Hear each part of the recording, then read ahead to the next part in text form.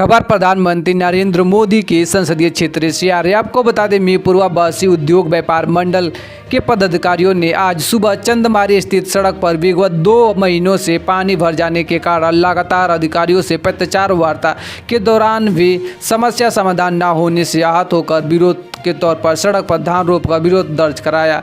मंत्री किशन सेठ ने कहा है कि निरंतर 2 महीने से भोजबीर से लेकर चंदमारी तक की सड़क गड्ढे का अंबार लगा हुआ, निरंतर आए दिन लोग गिर रहे हैं। जिला अधिकारी महोदय के पास ज्ञापन देने के उपरांत भी समस्या का समाधान न होने के कारण हम लोगों ने विरोध प्रदर्शन किया। कार्यक्रम में चिकित्सा प्रकोष्ठ प्रभारी डॉक्टर ओपी सिंह, संगठन मंत्री मुकुंद सेठ, संगम पटेल, उपाध्यक्ष अंकुर यादव, अनिल पटेल, विजय, रमेश, पिंटू यादव, मृत्युंजय सोनकर आदि लोग मौजूद रहे। मंत्री के संसदीय क्षेत्र क्योटो में धान रोपने काम किया है। मैं आपको क्योटो की कुछ तस्वीरें दिखा रहा हूँ।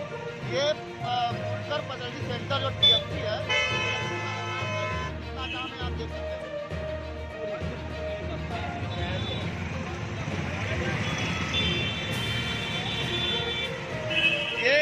ये वही क्योटो शहर है, आप देख सकते हैं। प्रधानमंत्री जी का संसदीय शहर, यहाँ पे बहुत बड़े बड़े दावे किए जाते हैं।